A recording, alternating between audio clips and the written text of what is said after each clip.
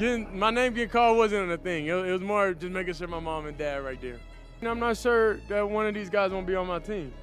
Cleveland native and Kansas City Chiefs superstar Travis Kelce is no stranger to making headlines, whether it's for his on-field dominance, his recent engagement to global pop icon Taylor Swift, or his wildly popular New Heights podcast with brother Jason Kelce. But on August 27, 2025, Kelce turned his attention to his hometown Cleveland Browns, delivering a fiery call to action that's got the football world buzzing. On the latest episode of New Heights, Kelce didn't hold back, urging Browns head coach Kevin Stefanski to unleash rookie quarterback Shedeur Sanders as the team's starter, a move he believes would electrify fans and put the NFL on notice. "Him in, coach! Give the people what they want!" Kelce exclaimed, his passion for Sanders palpable. "The world wants to see him go out there, not only play but have success. This isn't against Dylan or Joe. I'm just saying the excitement is there for him. He's going to put eyes on the screen, bring people to the game. I would love to see it, man."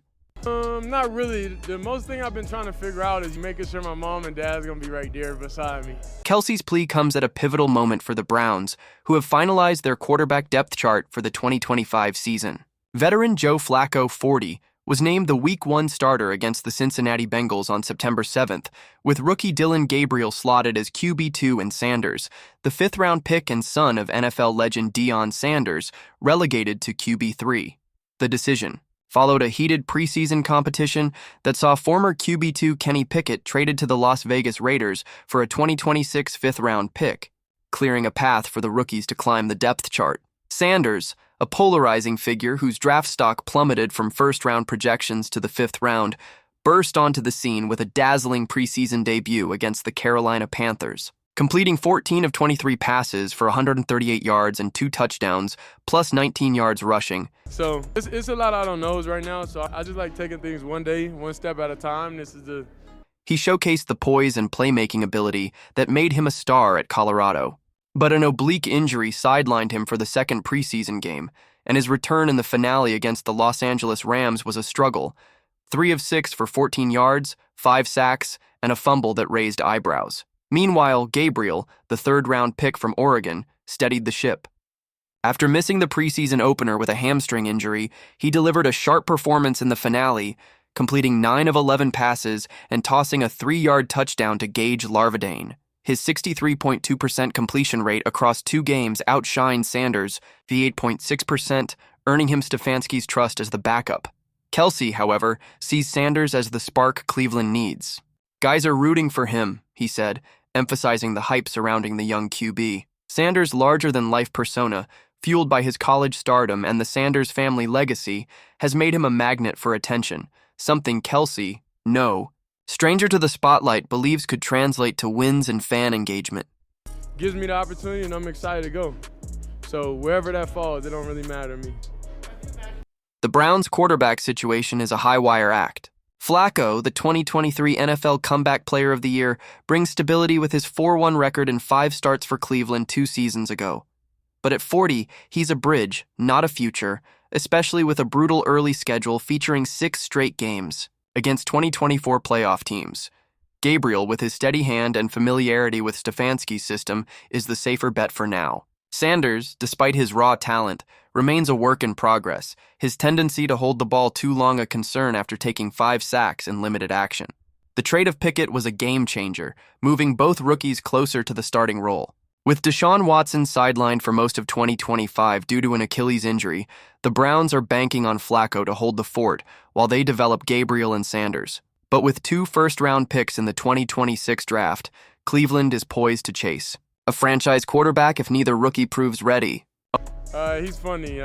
He was out there clapping. He was the only one clapping out the throws, so that's real support. And owner Jimmy Haslam emphasized the need to evaluate both young QBs in game situations, signaling that Sanders could get his shot if Flacco or Gabriel falter. Kelce's roots in Cleveland Heights run deep, and his call for Sanders to start reflects a fan base desperate for a savior at quarterback, a position that's haunted the Browns for decades. "Give the people what they want," Kelce said, echoing the sentiment of fans who see Sanders' flair as a potential game-changer. But Stefanski's decision to stick with Flacco and Gabriel suggests a focus on reliability over flash, at least for now. Jason Kelce, the elder brother and former NFL center, offered a more measured take on new heights. If the Browns and Stefanski felt Sanders was their best option to win games, they'd play him, he said, pointing to Flacco's experience and Gabriel's consistency as reasons for the current pecking order. Still, Travis's enthusiasm for Sanders' potential to sling it and draw crowds underscores the rookie's unique star power. Sanders' QB3 status means he'll likely be in uniform but inactive unless injuries or poor performance force. Everybody else, I don't know. He earned my respect today. He earned my respect. So, a change. The Browns' fluid quarterback situation, coupled with their 3-14 record last season, suggests opportunities could come sooner than expected. If Cleveland falls out of playoff contention, Stefanski may turn to the rookies to prove their worth before the 2026 draft reshapes the roster. For Sanders to leapfrog Gabriel and challenge Flacco, he'll need to refine his game in practice and seize any game reps he gets. His ability to evade pressure and make quicker decisions will be critical, as his sack-heavy finale exposed a flaw that dropped his draft stock in the first place. Kelce's endorsement carries weight in the court of public opinion, but in Berea, it's Stefanski's call. The coach's focus on player development means Sanders will get chances to grow, but for now, he's behind a veteran who's been there and a rookie who's shown more polish. Still, as Kelce put it, the excitement is there. And in a league driven by star power, Sanders' time may come sooner than anyone expects. What do you think? Should the Browns heed Travis Kelce's call and give Shedeur Sanders the starting nod? Or is sticking with Joe Flacco and Dillon Gabriel the right move for now? Drop your thoughts in the comments below.